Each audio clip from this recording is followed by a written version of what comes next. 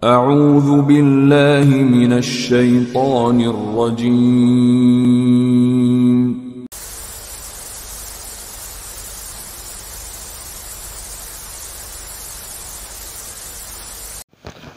Assalamualaikum warahmatullahi wabarakatuh.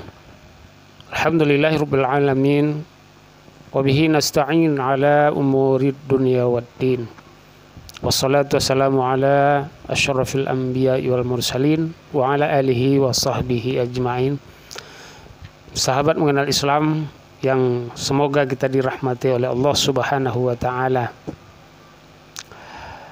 Banyak kita lihat orang tua atau keluarga yang khawatir terhadap sebahagian keluarganya bila mereka mengenal manhaj salaf atau yang disebut dengan Wahabi.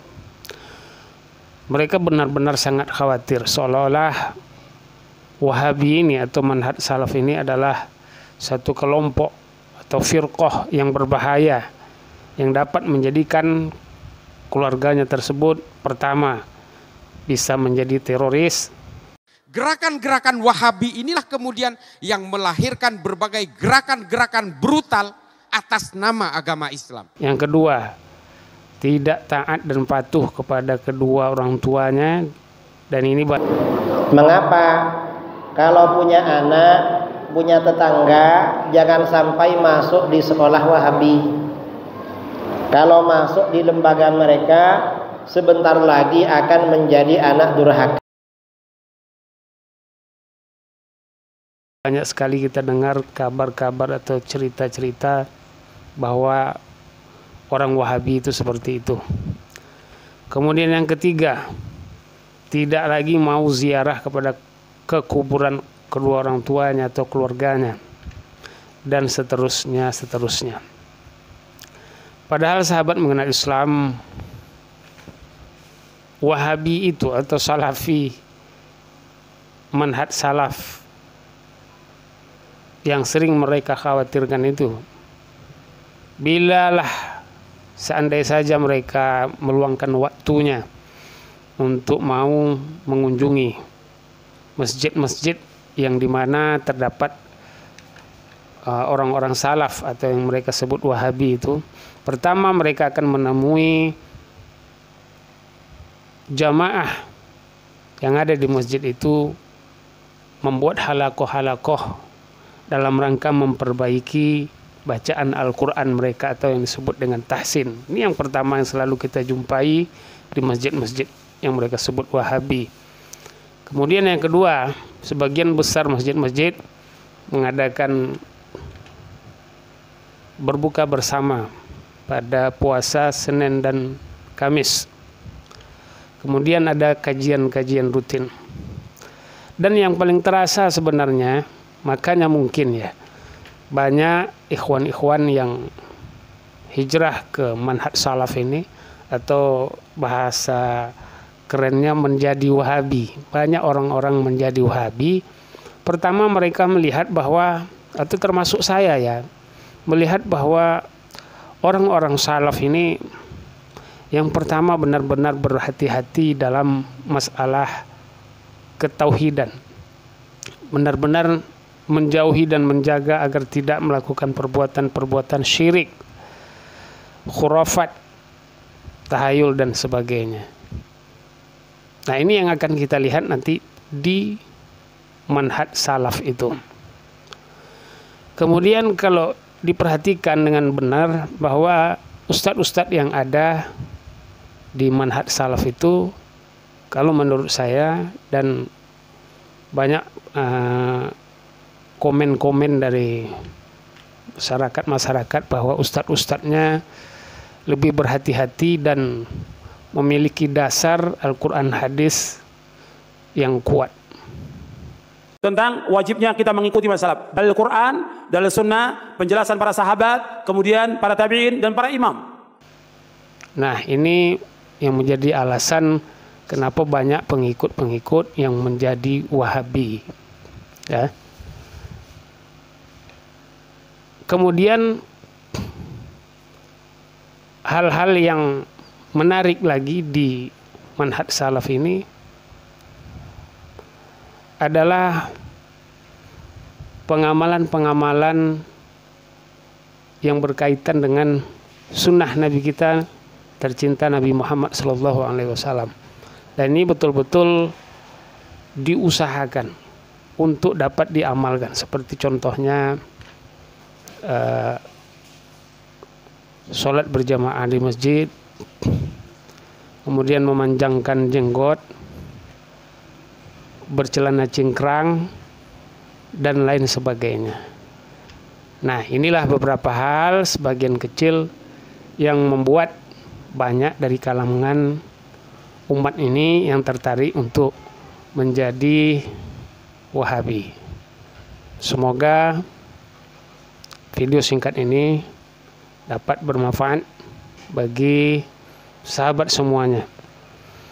Semoga Allah memberikan kita rahmat dan hidayahnya dan menjadikan kita istiqomah berada di dalam sunnah Nabi tercinta Nabi Muhammad SAW sampai ajal kita menjemput kita nanti. Amin ya rabbal alamin. Wabillahi taufik wal hidayah. Wassalamualaikum warahmatullahi wabarakatuh.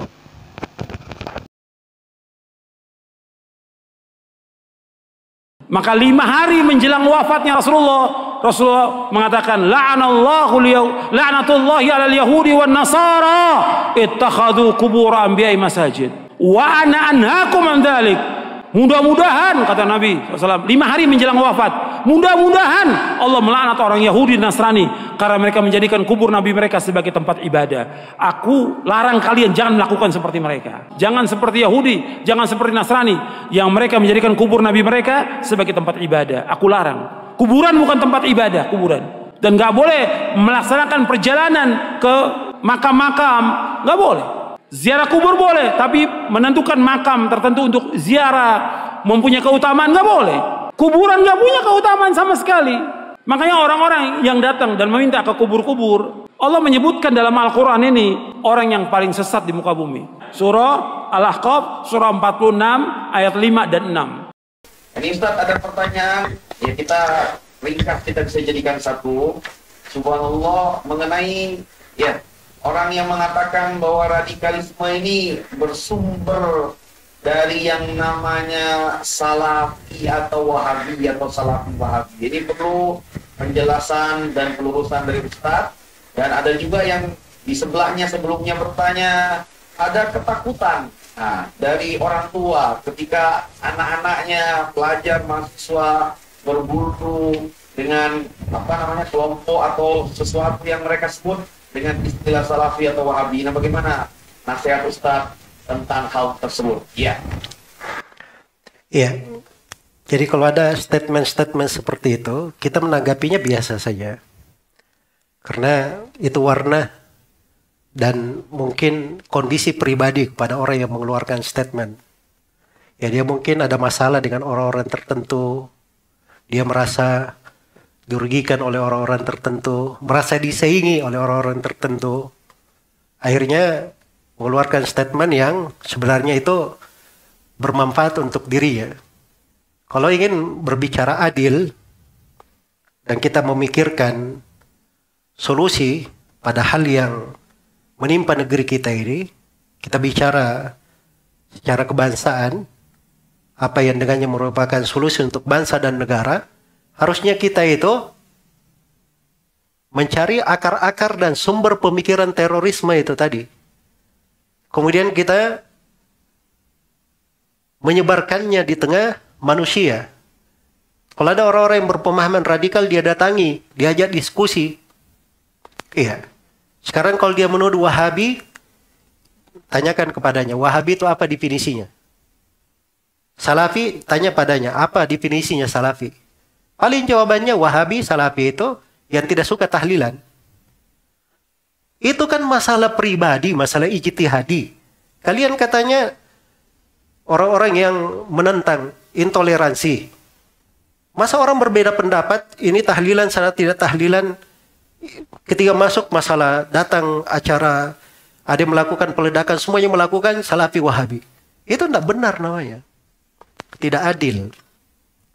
Ya, dan kita memaklumi saja kalau ada orang-orang yang seperti itu. Ya, dan ini masa seperti yang saya katakan tadi, masa kita perlu bersabar. Iya. Dan seorang itu tidak dilihat pada ucapannya. Dia dilihat pada perbuatannya. Apa yang dia lakukan untuk Allah Subhanahu wa taala itu akan kekal. Dan itu akan tetap. Dan apa yang dia kerjakan karena Allah Subhanahu wa taala itulah yang bermanfaat. Ya, dan seorang muslim itu yang ilmunya baik dan benar, dia bermanfaat untuk orang-orang lain dan dia bermanfaat untuk negeri yang dia pijak. Dan dia bermanfaat untuk negeri yang dia pijak. Dan seluruh hal tersebut guna meraih ridha Allah Subhanahu wa taala. Semoga Allah memberi taufik dan petunjuk kepada semuanya.